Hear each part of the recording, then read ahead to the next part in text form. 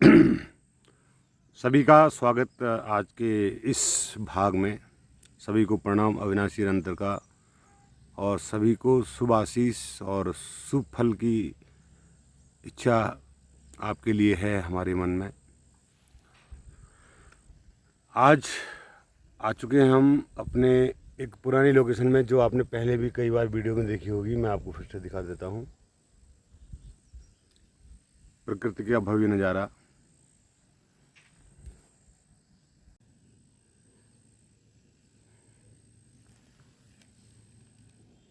तो इस नज़ारे का आनंद लेते हुए आज गीता का वो महत्वपूर्ण श्लोक आपके सामने मैं लेके आया हूँ, जिसको आपने बहुत बार सुना भी होगा और समझा भी होगा। तो श्लोक कुछ इस प्रकार है।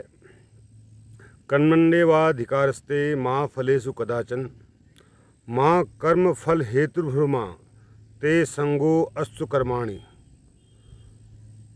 तो इसका अर्थ है, तेरा कर्म करने में ही अधिकार है हे अर्जुन, तेरा कर्म करने में ही अधिकार है। उसके फलों में कभी भी तेरा अधिकार नहीं है। कर्मों के फल का हेतु मत हो तथा तेरी कर्म न करने में भी आसक्ति न हो। मतलब अर्थात कर्म करने में भी तेरी आसक्ति न हो और कर्म न करने में भी तेरी आसक्ति न हो। बात कुल मिलाकर आसक्ति की कही गई है। सभी को पुनः नमस्कार। तो कृष्ण कह रहे हैं कि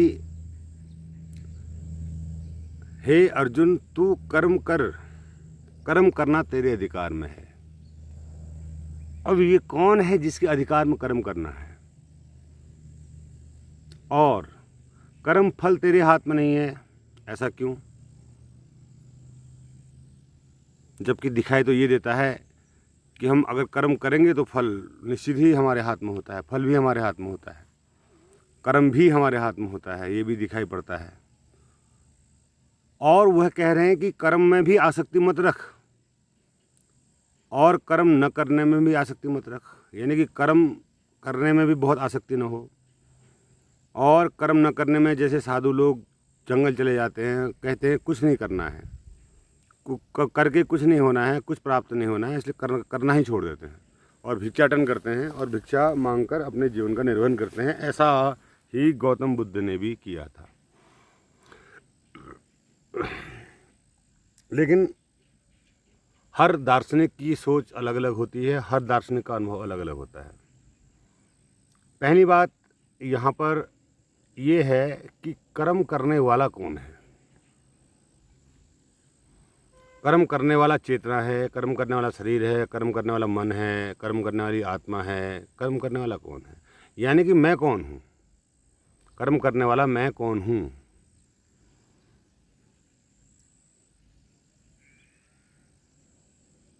अब ऐसा समझो कि एक इंजन है बड़ा सा, उस इंजन से एक छोटा इंजन चल रहा है, उस छोटे इंजन से दूसरा तीसरा इंजन चल रहा है, उस तीसरे इंजन से चौथा इंजन चल रहा है, वो चौथा इंजन तुम हो। लेकिन चलाने वाला कौन है? बड़ा इंजन। लेकिन दिखाई क्या पड़ रहा है? चौथा इंजन। चेतना या आत्मा से मन संचालित होता है, मन से मस्तिष्क संचालित होता है और मस्तिष्क से शरीर संचालित होता है। तो जो शरीर को स्वयं जानते हैं, जो शरीर को स्वयं जानते हैं, मन को स्वयं जानते हैं और मस्तिष्क को स्वयं जानते हैं, वो करने वाला करता है। जब तक वो करता है तब तक कर्म तुम्हारे अधिकार में है और उसका फल आपके अधिकार में नहीं है। क्यों फल आपके अधिकार में क्यों नहीं है? क्योंकि फल के पीछे कई घटक जिम्मेदार होते हैं, एक ही घटक जिम्मेदार नहीं होता है। पहला घटक, आपकी जो कर्म करने की स्वतंत्रता प्रकृति ने आपको दी है, इसके साथ साथ आपको एक अकाउंट भी दिया हुआ है। एक कर्मों का अकाउंट आपके साथ चिपका हुआ है, जिसको प्रारब्ध कर्म का अकाउंट कहते हैं। समय समय पर उस कर्म के अकाउंट से निकलने वाले जो फल हैं वो भी आपके फल को प्रभावित करते हैं, और कर्म आपने किस प्रकार किया वो भी प्रभावित करता है। कर्म करते समय आपकी चित्त की अवस्था क्या थी वो भी प्रभावित करता है। बहुत सारे और भी गोपनीय फैक्टर हैं जो कर्म फल को प्रभावित करते हैं।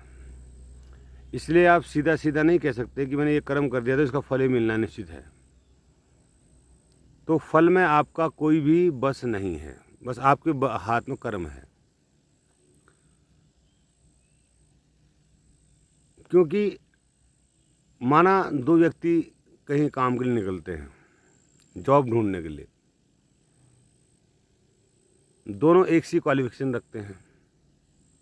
मैं दो व्यक्ति ऐसी बात करते हैं, जुड़वा की बात कर देता हूँ। चलो, दो जुड़वा होते हैं, वो कर्म करने निकलते हैं, तो वो दोनों अलग अलग कर्म क्षेत्रों में चले जाते हैं और उनका भाग्य प्रारब्ध सब अलग अलग होता है। जबकि वो एक ही साथ पैदा हुए, ज्योतिषी के हिसाब से अगर देखा जाए तो उनका भाग्य भी एक ही होना चाहिए, लेकिन ऐसा होता नहीं है। उनका भाग्य एकदम अलग अलग होता है, उनका बुद्धि स्तर एकदम अलग अलग होता है, सब कुछ अलग अलग होता है। यानी कि आप ये मान के चलिए कि कर्म फल में आपका कोई भी अधिकार कहीं से कहीं तक नहीं है। अब ये तो एक प्रकृति के द्वारा आपको खिलौना बना दिया गया, समझ लो। आप जो फल चाह रहे हैं वो फल आपके हाथ में नहीं है। लेकिन मोस्टली ये देखा जाता है कि जो लोग मेहनत करते हैं, जो लोग किसी फल या उद्देश्य के साथ किसी लक्ष्य की तरफ बढ़ते हैं, तो वो उसको हासिल कर लेते हैं। तो इस प्रकार से देखा ये जा रहा है कि फल आपके हाथ में है। फल आपने उस फल की कल्पना की और उस फल की कल्पना से आपके अंदर कर्म करने की शक्ति पैदा हुई और उस शक्ति ने आपको फल दे दिया। लेकिन बहुत सारे ऐसे केसेस होते हैं, ऐसे घटना चक्र होते हैं जहाँ पर आदमी बहुत मेहनत करता है, बहुत मेहनत करता है, बहुत मेहनत करता है, और लेकिन आखिर में उसको असफलता हाथ लगती है। उसके कर्म में कोई कमी नहीं होती है, कर्म पूरी निष्ठा के साथ किया गया होता है, लेकिन उसको फल नहीं मिलता है जो वो चाहता है। तो यहाँ पर वो जो अकाउंट की बात की थी मैंने आपसे, वो लागू होती है। और जिनको फल मिल जाता है उनके मन के अनुरूप उनके भी अकाउंट की ही बात है। उनके अकाउंट में अच्छे कर्मों का लेखा जोखा पड़ा हुआ है जो उनको हेल्प करता है वहाँ पर जब वो अपनी निष्ठा से कर्म कर रहे होते हैं। अब दूसरा जो बिंदु कृष्ण भगवान ने यहाँ पर कहा, आसक्ति। कर्म में आसक्ति मत रखो। अब आसक्ति एक प्रकार का जोड़ है, एक प्रकार का गोंद है। गोंद जैसे चिपक जाता है ना हाथ से, कहीं तुम अगर किसी गम में अपना हाथ डाल दो, कभी फेविक्विक देखा होगा आपने, वो चिपक जाता है। जैसे आपने उसको हाथ में डाला तो आपके हाथों को चिपका देता है एकदम। यही आसक्ति है, चिपकना। किसी चीज़ से चिपक जाना मतलब उसके फलों से चिपक जाना, उन आशाओं से चिपक जाना, उन उम्मीदों से चिपक जाना। जो कर्म आपने किया है उससे जो उम्मीदें आपने लगा ली कि ऐसा होगा, वो कर्म आसक्ति है। आपने कर्म, जैसे एक बच्चे ने एक कॉम्पिटिटिव एग्ज़ाम का तैयारी की और उसने पूरे मनोयोग से तैयारी की, अब वो भूल जाए उसके बाद उसको फल, उसका जो रिजल्ट आने वाला है कि कैसा आएगा, क्या आएगा, अच्छा आएगा, नहीं आएगा, बुरा आएगा, अगर वो ऐसा सोच रहा है तो वो कर्म आसक्ति वाला कर्म हो गया। अगर उसे कर्म कर दिया और अब वो अनासक्त है, मतलब उसको कोई दिक्कत नहीं, फल जैसा भी आए उसको स्वीकार है, तो वो अनासक्त कर्म हो गया। आसक्त कर्म और अनासक्त कर्म में ही फ़र्क होता है। अब दूसरी बात और वो ये कह रहे हैं कि कर्म न करने में भी आसक्ति मत कर। मतलब ये नहीं कर्म छोड़ छाड़ के तुम जो है बैरागी बन गए, सन्यासी बन गए, अब कुछ कर ही नहीं रहे हो, बैठ गए एक जगह, जो तुम्हें खिला रहा है तो खा ले रहे हो, नहीं खिला रहा तो नहीं खा रहे हो। ऐसा भी नहीं करना है। तो दोनों ही स्थितियों में बैलेंस रहना है। तो यहाँ पर मैं एक ही व्यक्ति को अपना आदर्श मान पाया इस मामले में, कबीरदास को, जो ब्रह्मज्ञानी होते हुए भी जिन्होंने अपने कर्म को जारी रखा, अपनी कमाई करने को जारी रखा। बाकी तो जितने भी संत हुए वो सब भिक्षाटन वाले हो गए। बस भिक्षाटन, भिक्षा मिल गई, लोग राजा दे रहा है पैसे, कोई साहूकार पैसे दे जा रहा है, कोई कुछ दे जा रहा है, कोई कुछ दे जा रहा है, लेकिन और मैं उनकी जगह होता तो मैं कभी भी उनकी भिक्षा को स्वीकार नहीं कर पाता, क्योंकि ये मेरा अकाउंट है। मेरा अकाउंट है तो मेरे अकाउंट को मैनेज मैंने करना है। अगर आपके कमाए हुए धन से अगर मैं अपने शरीर को पोषित कर रहा हूँ तो फिर मेरा अकाउंट आपसे भी जुड़ जाएगा, निश्चित ही जुड़ जाएगा। क्योंकि कोई कमाई इतनी शुद्ध नहीं हो सकती है कि जो निष्काम कर्म से की गई हो। हाँ, निष्काम कर्म से कोई कमाई की गई है तो उसको भोग कर सकते हैं आप, लेकिन सकाम कर्म से की गई कमाई का भोग अगर कोई तपस्वी, कोई मनस्वी, कोई साधक करता है तो वो भी उसके अकाउंट से जुड़ जाता है। मैंने यह सब ज्ञान प्राप्त करने के बाद भी, यह 21 साल में मुझे जब ज्ञान प्राप्त हुआ, उसके बाद भी मैं 9 साल तक घूमता रहा, लेकिन मैंने किसी पैसे नहीं मांगे। मैं अपने ही पैसों से घूमता रहा और उसके बाद फिर मैंने जॉब स्टार्ट की। भले ही जॉब छोटी मोटी हो, भले ही बड़ी हो, लेकिन कर्म, खुद के कर्म से पैदा किया हुआ धन ही भोग योग्य है मेरे लिए। खुद के कर्म से उत्पन्न धन से उत्पन्न अनाज ही मेरे भोग के योग्य है, अन्य अनाज मेरे भोग के योग्य नहीं है। इसीलिए मैंने इस बात को, गीता को जब मैंने पहली बार पढ़ा था, बहुत बचपन में, 11th में था शायद मैं तब, तो इतनी बातें समझ में नहीं आती थी, लेकिन फिर भी बहुत कुछ समझ में आता था। आसक्ति कर्म, अनासक्त कर्म तो समझ में आता था। तो मैंने हमेशा अनासक्त कर्म करने की ही सोची है और करता रहा हूँ। मैं किसी भी, जैसे यहीं पर समझ लीजिए आप, वीडियो बनाता हूँ ना, मैं वीडियो बनाता हूँ तो मेरा कोई उद्देश्य कभी ये नहीं होता है कि please subscribe the channel, please like the channel, please ये, प्लीज़ वो, कुछ नहीं। मैं कभी आपसे कभी रिक्वेस्ट करता हुआ आपको मिलूँगा नहीं। हाँ, इतना है, कभी कभी मैं कह देता हूँ कि इसको सब्सक्राइब कर लीजिए, इसीलिए कि मैं, अगर आप उसमें रुचि रखते हैं, ज्ञान की बातों में अगर आपकी रुचि है, तो आप सब्सक्राइब करेंगे तो आपको समय से वीडियो मिल जाएगा। लेकिन मेरा कोई उद्देश्य ऐसा नहीं है कि इससे मुझे धन मिले या कुछ और, मेरी इससे यश सम्मान वृद्धि हो या लोग मुझे जाने पहचाने, ऐसा मेरा कोई इरादा बिल्कुल भी नहीं है। अब यहाँ पर सबसे कठिन जो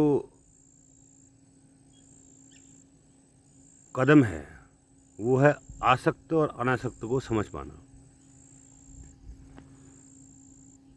और अनासक्त कर्म करने वाला कितना आनंदित हो सकता है, आप समझ लीजिए। आप एक सामान्य आदमी हैं, सब आप कल्पना करिए, एक सामान्य आदमी हैं आप। सुबह उठते हैं, दैनंदिन के कार्य करते हैं, वो भी अनासक्त भाव से। अनासक्त भाव से आप भोजन करते हैं, अनासक्त भाव से आप ऑफिस जाते हैं, अनासक्त भाव से वहाँ काम करते हैं, अनासक्त भाव से आप लौट आते हैं, अनासक्त भाव से आप सैलरी ले आते हैं अपनी महीने के आखिर में, और अनासक्त भाव से इसको खर्च भी कर देते हैं। तो आपके जीवन में कहीं से कहीं तक कोई तनाव नहीं होगा, क्योंकि यहाँ पर जिसको मैंने मैं कहा है, असल में वो गीता में ही कहा गया है कहीं कि असत का कोई अस्तित्व नहीं है। असत का कोई अस्तित्व नहीं है, इसी अध्याय 2 में कहा गया है, असत का कोई अस्तित्व नहीं है। असत का मतलब झूठ का कोई अस्तित्व नहीं है। उसी प्रकार मैं जो है एक असत है, उसका कोई अस्तित्व नहीं है। हम कहते ज़रूर हैं मैं मतलब अहंकार। अहंकार का कोई अस्तित्व अपने आप में है ही नहीं, क्योंकि तुम्हारा होना तुम्हारे मैं से नहीं है। आप इस बात को समझ लीजिए कि तुम्हारा होना तुम्हारे मैं से निर्मित नहीं है। तुम सदा ही थे। तुम्हारा मैं आज है, मरोगे गायब हो जाएगा, पैदा होगे फिर शुरू हो जाएगा। तो लेकिन जो बीच में जो कड़ी जुड़ रही है तुम्हारे एक मैं से दूसरे मैं के बीच में, जो कड़ी जोड़ने वाला जो है वो तुम हो, वो मैं नहीं है। तो वो जो मैं है वो झूठा है। तो इस झूठे में से जो बच गया, जिसने समझ लिया कि मैं तो हूँ ही नहीं। मैं कई बार कई लोगों से पूछता हूँ, तुम्हारे शरीर में तुम कहाँ पर हो? ये तो तुम्हारी नाक है। तुम्हारी नाक है, न तुमने बनाई है। तुमने अपने सर का एक बाल तक नहीं बनाया। तुमने अपना इनर सिस्टम कुछ नहीं बनाया, न तुम कुछ उसमें कर रहे हो। खाना डाल देते हो, मुंह में पचता है, खुद खून बनता है, खुद जो है वो प्रोटीन में बदल जाता है, खुद जो है कार्बोहाइड्रेट में बदल जाता है, खुद सब कुछ हो जाता है। तुम तो कर नहीं रहे हो, फिर ये कर कौन रहा है? तो तुम कौन हो? तुम कहाँ पर हो? तो तुम किसको मैं कहते हो? तो by experience I am going to tell you that mind and मन, अंग्रेजी में तो एक ही शब्द है माइंड, पर हमारे यहाँ दो शब्द हैं, दिमाग, मस्तिष्क और मन, क्योंकि अंग्रेज इतना आगे नहीं पहुँच पाएगी। मन के लिए कोई शब्द जो है इंट्यूशन निगन से, लेकिन एक शब्द है वहाँ पर भी, लेकिन वो उस अर्थों में नहीं है जिस अर्थों में मन है। मन और अमन और नमन तीन शब्द हैं। एक मन है, और मन अगर से मुक्त हो जाओ तो अमन, शांति है। मन से मुक्त होने के लिए पहले नमन करना पड़ता है, नहीं समर्पण करना पड़ता है। मन से मुक्त होने के लिए नमन माने समर्पण करना पड़ता है, तब अमन होता है। मन, नमन और अमन। और शमन होता है किसका? अहंकार का। मन, नमन, अमन, समन। समन होता है अहंकार का, ईगो का, मैं भाव का। तो इसी के आगे, इसी क्रम में कृष्ण भगवान फिर कहते हैं,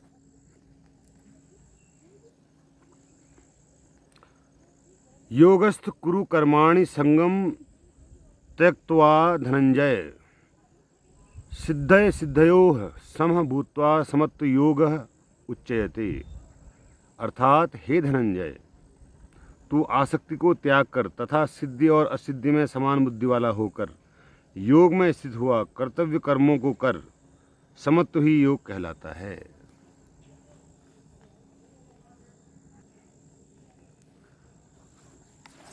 बात बहुत गहरी है। आसक्ति को त्याग कर, आसक्ति आपको समझ में आ गया होगा। किसी भी कर्म से जुड़े हुए परिणाम का चिंतन करना ही आसक्ति है।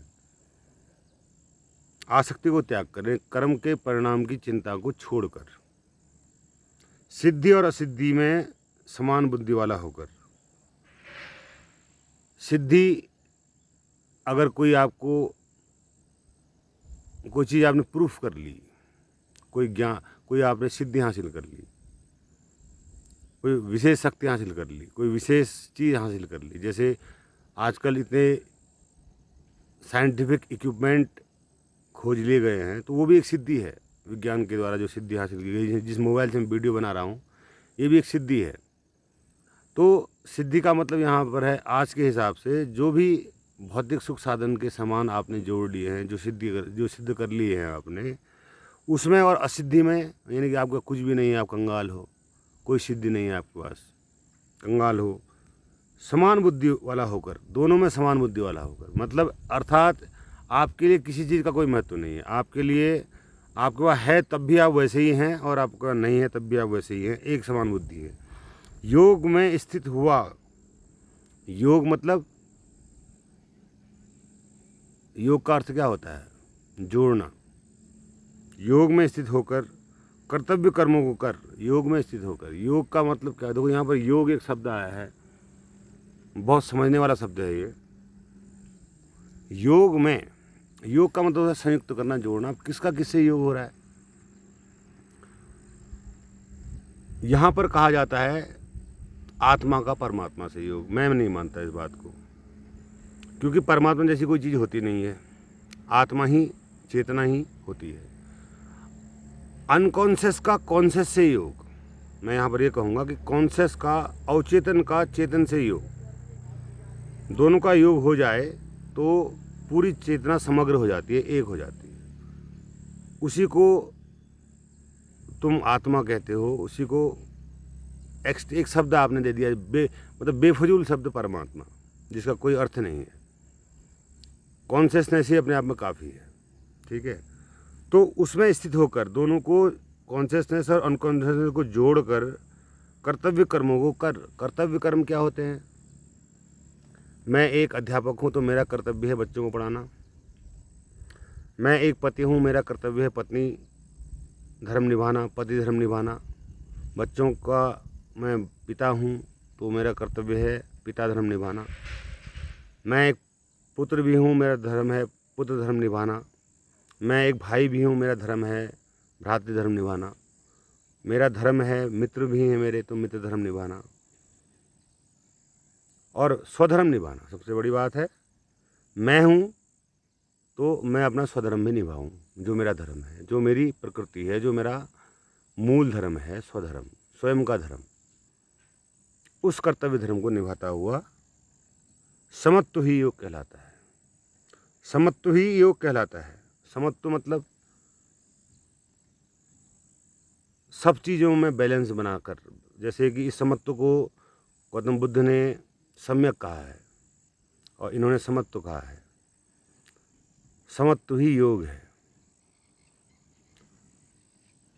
बैलेंस आप अगर बना कर चलेंगे आप, तो आपको जीवन में किसी किस्म की परेशानी नहीं होगी। और इस बात की तो गारंटी आप लिख कर ले लीजिए, निश्चित ही आत्मा का नाश नहीं होता है। मेरा प्रूफ्ड स्टेटमेंट है। मैंने आत्माओं को, अशरीरी आत्माओं को इन्हीं आँखों से, इन्हीं कानों से सुना भी है, देखा भी है। तो ये मेरा खुद का अनुभव। और कई लोगों ने, मैंने ही नहीं, इस संसार में आप अगर हॉन्टेड स्टोरीज खोजने निकलें तो आपको कई लोग मिल जाएंगे जिन्होंने इस पर काम किया है और इसको प्रूफ किया है कि आत्मा कभी नहीं मरती है। तो आपकी मृत्यु तो होने वाली नहीं है, ये बात तो गारंटी है, लिख के ले लीजिए। अब मृत्यु आपकी है नहीं तो आप अमर हैं। कौन अमर है? जो असल में आप हैं। असत आप नहीं, झूठे आप नहीं। जो झूठे आप आपने आपको समझ बैठे हैं, मैं हूँ, मेरा शरीर है और मेरी इज्जत है, मेरा अमकना है, मेरा दिमाग, वो मैं नहीं, वो तो झूठा मैं है। उसका तो नाश होगा, वो तो जाएगा। पर जो असली आप हैं वो कभी नहीं जाएंगे। अब निर्भर होकर अगर जाना चाहते हो संसार से, निष्कलंक होकर संसार से जाना चाहते हो, निष्कलंक होकर इस यात्रा में शामिल होना चाहते, जाना कहीं नहीं है, निष्कलंक होकर इस यात्रा में, इस अनंत यात्रा में शामिल होना चाहते हो, तो अनासक्त भाव से कर्म करो और समभाव से कर्म करो और कर्तव्यनिष्ठ होकर कर्म करो, जो आपको कर्म दिया गया है। उन कर्तव्य कर्मों को करने में आपको एक ही परेशानी होती है कि कहीं पर लॉस, कहीं पर प्रॉफिट, कहीं पर दुख, कहीं पर सुख, बस इसीलिए आप परेशान रहते हो। नहीं तो परेशान होने की बात क्या है? आप एक जॉब कर रहे हो, आपके मन में बेचैनी क्यों रहती है? आप एक अध्यापक हो, सरकारी अध्यापक हो, 1 लाख रुपये आपको सैलरी मिल रही है, फिर भी आपके चेहरा लटका हुआ है, न कोई खुशी है, न कोई उल्लास है, न प्रफुल्लता है। कोई 2 लाख कमा रहा है तो भी वही उसके हाल है, कोई 10 लाख कमा रहा है तो भी उसके वही हाल है। क्यों? क्योंकि ये रामू आपको परेशान करता है।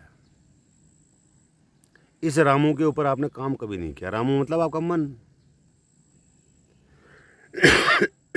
इसके कभी आप साक्षी नहीं बने, इसका कभी आपने समन नहीं किया, मन का आपने समन नहीं किया। मन का समन नहीं किया तो फिर अमन कहाँ से होगा? मन का समन करने का तरीका है, मन के साक्षी बनो। मन एक चोर की तरह है, विचारों का गुच्छा लेकर आता है और आपको व्यथित कर जाता है और चला जाता है। चोर घर में आया और चोरी करके चला गया और आपको पता नहीं चला क्या क्या सामान चोर ले गया, आपका सुख चैन चोर ले गया। विचार होंगे फालतू के, काम के एक भी नहीं होंगे, सारे विचार होंगे फालतू विचार, इधर का उधर का, चाचा का, मौसी का, ताऊ का, रिश्तेदार का, दोस्त का। क्या मतलब है? तुम अपना जॉब करके स्कूल से आ चुके हो या अपने काम से आ चुके हो, अब विचार करने का क्या मतलब है? मैंने आपसे पहले भी ये सूत्र कहा था कि 3 घंटा फ्यूचर आगे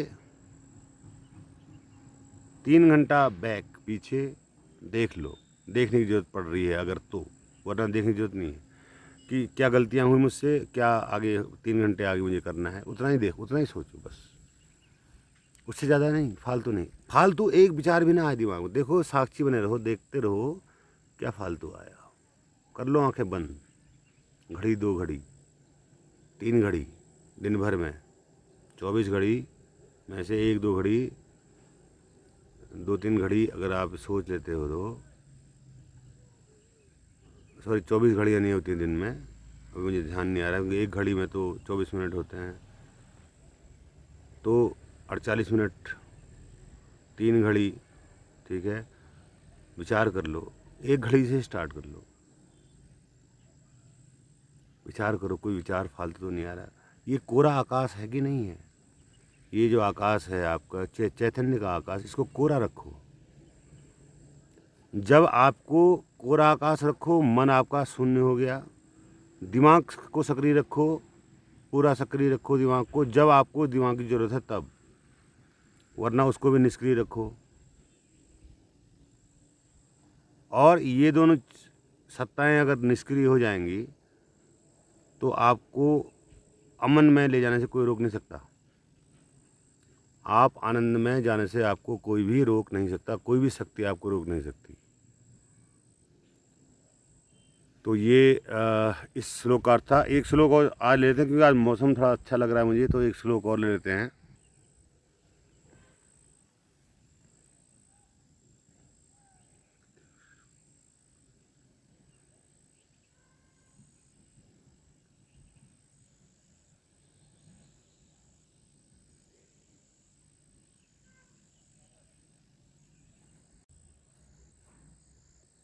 तो कृष्ण कहते हैं श्लोक नंबर 50 में, बुद्धि युक्त जाहित इह उभे सुकृत दुष्कृते तस्मात् योगाय युज्यस्व योगः कर्मसु कौशलम। अर्थात समबुद्धि युक्त पुरुष पुण्य और पाप दोनों को इसी लोक में त्याग देता है, अर्थात उनसे मुक्त हो जाता है। इससे तू समत्व रूप योग में लग जा। यह समत्व रूप योग ही कर्मों में कुशलता है, अर्थात कर्म बंधन छूटने का उपाय है। बातें तो बड़ी सुंदर सुंदर कही हैं कृष्ण भगवान ने, और गीता सभी के सामने है। जानने के लिए बहुत कुछ है पर जानता कोई नहीं है। मुझे आश्चर्य इस बात का होता है कि कई लोगों को मैंने सुना है गीता समझ में नहीं आती है, बहुत कठिन है गीता। हाँ, अगर आपने अनुभव नहीं लिया है तो कुछ बातें ऐसी हैं जो समझ में नहीं आती। समबुद्धि युक्त पुरुष, समबुद्धि युक्त तो आप समझ गए होंगे, हर बात को समान रूप से देखने वाला, सुख दुख को समान भाव से देखने वाला, अच्छे बुरे को समान भाव से देखने वाला। समबुद्धि युक्त पुरुष पुण्य और पाप दोनों को इसी लोक में त्याग देता है। मतलब उसके लिए न तो कुछ पुण्य है न कुछ पाप है। देखो, बहुत गहरी बात है। आपके धर्माचार्यों ने आपको सदा डराया है पाप पुण्य को लेकर। ऐसा करोगे तो पाप है, नरक जाओगे, ऐसा करोगे तो पुण्य है, स्वर्ग जाओगे, है ना। लेकिन अगर आपकी बुद्धि सम हो जाए, राजी हो जाओ, सम का मतलब राजी हो जाना, एक्सेप्ट कर लेना। आपने अगर एक्सेप्ट करना सीख लिया, स्वीकार भाव में अगर आप जी गए, तो क्या आपके लिए पाप, क्या आपके लिए पुण्य। पाप तो आपसे घटित हो ही नहीं सकता है, आपके हाथों पाप हो ही नहीं सकता है, क्योंकि आप इस भाव में जी रहे हो कि पाप तो आपके हाथों हो ही नहीं सकता, और पुण्य ही होगा। लेकिन उस पुण्य के फल की आसक्ति आपको बिल्कुल नहीं होगी। आपने कोई अच्छा काम कर दिया तो आपको ये भाव नहीं होगा मैंने अच्छा काम कर दिया जी, तो बड़ा गजब का काम कर दिया, तो मैं स्वर्ग जाऊंगा, पुण्य, स्वर्ग का टिकट पक्का, ऐसा भी भाव नहीं आएगा। ठीक है, किसी की मदद कर दी, किसी का अच्छा कर दिया, और दुनिया के देखे, दुनिया के लिए कोई आपसे बुरा काम हो गया तो उसका भी आपको, आपने माना किसी को समझा दिया, उसको बुरा लग गया, ठीक है, उसका दिल दुख गया, आपने समझाया किसी और भाव से, उसका दिल दुख गया, और आपको लगेगा कि अगर आप समभाव में नहीं जी रहे हो तो आपको लगेगा तो किसका दिल दुख गया तो बड़ा पाप हो गया मुझसे ना। आपको कोई फर्क नहीं पड़ेगा, उसका कोई भी फर्क नहीं पड़ेगा, क्योंकि आप पाप और पुण्य दोनों को त्याग चुके हैं, इसी लोक में त्याग चुके हैं। इससे तू समत्व रूप योग में लग जा। तो कह रहे हैं कि समत्व रूप योग में लग जा, यानी कि सब चीज़ को समान भाव से देखना शुरू कर दे, साक्षी बनकर समत्व भाव में लग जा। समत्व रूप योग कर्म में ही कुशलता है, यानी कि ये जो कर्म हम समभाव से करते हैं यही कुशलता है, यही एक्सीलेंस है, यही सबसे बड़ी बात है। समभाव से किया गया कर्म कितना शांत कर्म होगा, सोचिए आप जरा। आप आसक्ति से रहित हैं, पाप पुण्य से रहित हैं, राग देश से रहित हैं, और आप कर्म कर रहे हैं, तो आपके कर्म की जो क्वालिटी होगी, गुणवत्ता होगी, वो कितनी खूबसूरत और कितनी अच्छी होगी, क्योंकि आप इन सब चीज़ों से मुक्त हो चुके हैं। और यही कर्म बंधन से छूटने का उपाय है। तो हमारा आखिरी श्लोक था आज का, तो यही कर्म बंधन से छूटने का उपाय है। अब भैया ये बताओ, ये कर्म बंधन क्या भला है, और ये बंधन क्यों है? आप बंधन को समझते हैं आपको रस्सी से बांध दिया जाए, 4 रस्सियों से आपके पांव हाथ बांध दिए जाएं, आप बंधन में आ गए। आपको छोड़ दिया जाए, रस्सियाँ से खोल दी जाए, तो आप बंधन मुक्त हो गए। तो कर्म आपको बांधते कैसे हैं? कभी आपने इस बारे में सोचा? इस संसार में जो दुख है, जितना भी दुख दिखाई पड़ता है आपको, कैसे क्या उसके पीछे कारण लगता है? उसके पीछे कारण है कर्म बंधन, कर्म का बंधन। आसक्ति भाव से, मैं भाव से, कर्ता भाव से किया गया कर्म हमेशा कर्म बंधन पैदा करता है। मेरा कर्म, मेरा घर, मेरे बच्चे, मेरी बीवी, मेरी जॉब, मेरी इज्जत चली गई, घर टूट गया, घरवाली भाग गई, बच्चे नाकारा निकले, हो गई दुखी। कर्म बंधन यही है, हो गए दुखी। आप बंधे हैं उन सब चीज़ों से, और उसकी जगह पर मैं अगर हूँगा तो न मेरा कोई घर है, न मेरी कोई बीवी है, न मेरे कोई बच्चे हैं, न मेरी कोई जॉब है, न मेरी कोई इज्जत है, न मेरा कोई सम्मान है, न मेरा कोई आगे है, न मेरा कोई पीछे है, न मेरे कल है, न मेरा आने वाला कल है, कुछ नहीं है, शून्य है सब। समत्व भाव, यही समत्व भाव हमको जीवन में आनंद दे सकता है। अगर ये समत्व भाव नहीं है हमारे अंदर तो हम सदा दुखी रहेंगे। अब मुझे बताओ दर्शकों, कुछ बहुत तो लोग तुम देख ही रहे हो, ज़्यादा लोग तो नहीं देखते हैं वीडियोज़ को। जो भी तुम देख रहे हो, मैं तुमसे ही पूछ लेता हूँ, वीडियो तुम देख तो रहे हो, और तुमने एक नहीं और कई वीडियो देखे होंगे मेरे। तो ठंडे दिमाग से सोते समय विचार करो कि मैं शुरुआत कहाँ से करूँ। शुरुआत करो तुम रामू के साक्षीकरण से। जो आपको मन है उस विचारों के साक्षी बनो। देखो महीने लगेंगे आपको, मैं नहीं कह रहा बहुत जल्दी हो जाएगा काम, क्योंकि चोर बहुत आपका शातिर है। उस चोर की चालाकियाँ पकड़ने में आपको महीनों लग जाएंगे। तो आप देखो, जब भी समय मिले अपने मन के साक्षी बनो, देखो मन क्या क्या कर रहा है। तो उसको रामू समझो, तुम खुद को चैतन्य आत्मा समझो, और तुम उस रामू की हरकतों पे नज़र रखे हुए हो।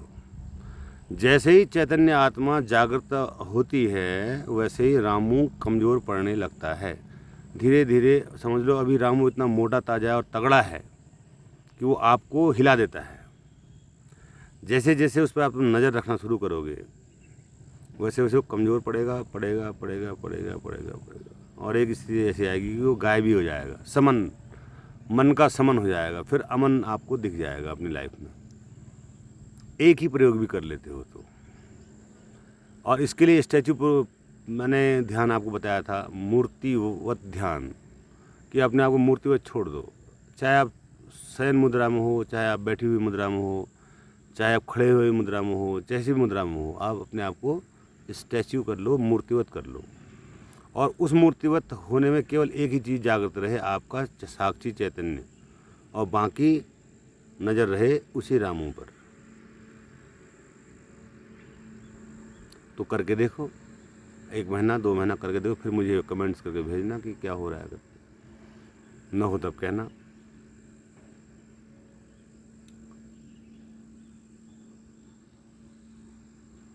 तो मित्रों, आज के लिए इतना ही काफ़ी है, और अगर मेरे समझाने में कोई कमी रह गई हो तो क्षमा करना, क्योंकि मैं कोई सद्गुरु नहीं हूँ, कोई जननायक नहीं हूँ, कोई अवतार नहीं हूँ, कोई ईश्वर नहीं हूँ, कोई महात्मा नहीं हूँ। मैं एक मनुष्य हूँ, और मनुष्य को मैं साधारण नहीं कहूँगा मैं एक असाधारण मनुष्य हूँ। क्योंकि जो कोई मनुष्य अपने आप को जान लेता है तो वो साधारण नहीं रह जाता, वो असाधारण हो जाता। असाधारण, मैं एक असाधारण मनुष्य हूँ, और साधारण मनुष्य तो कोई है ही नहीं, सभी असाधारण हैं। लेकिन असाधारण होने का भी एक तरीका है, एक मेथड है कि आप असाधारण कैसे हैं। कितने ही आयाम इस जगत में हैं। विज्ञान 11 आयाम कहता है। 12वें आयाम में जो चेतना है वो पूरे ब्रह्मांड में राज करती है ना। तो आयाम तो यहीं से शुरू होते हैं आपके, 12वां आयाम हो या 64 आयाम हो, सारे आयाम आपके शरीर के अंदर मौजूद है।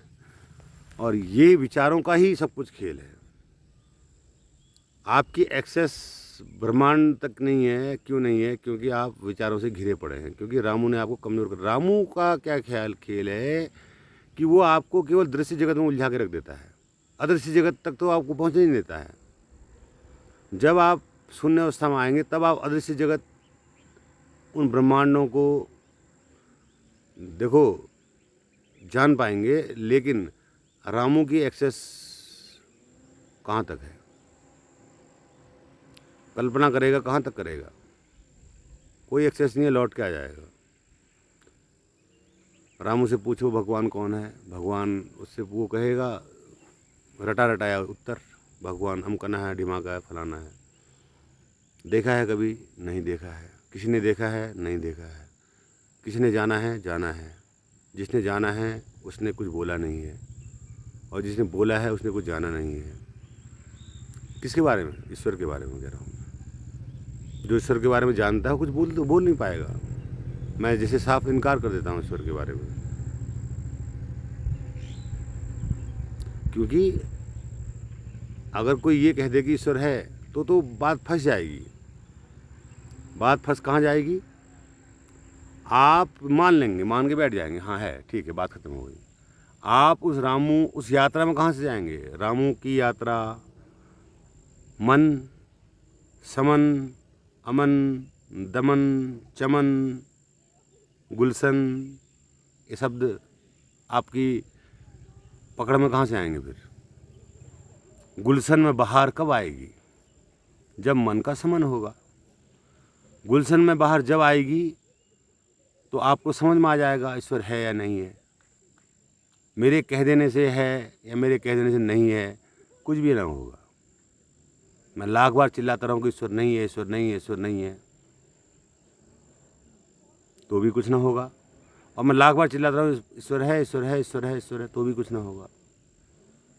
जब तक मन का समन न होगा तब तक चमन में अमन न होगा।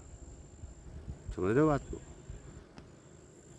तो इसीलिए मन का समन करना जरूरी है। समन होता है निरीक्षण से, निरीक्षण से, ऑब्जर्वेशन से। ऑब्जर्वेशन ऑफ माइंड मतलब ओम, ओ से ऑब्जर्वेशन, ऑफ माइंड, एम से माइंड।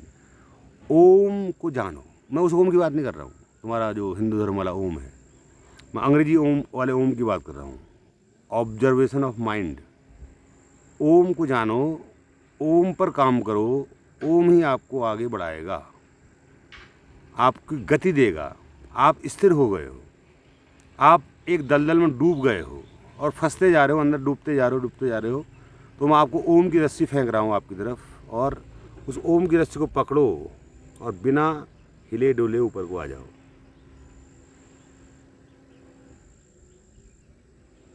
तो सभी को मेरा सादर प्रणाम, नमस्कार, सहृदय प्रेम, सब्बा खैर, खुदा हाफिज।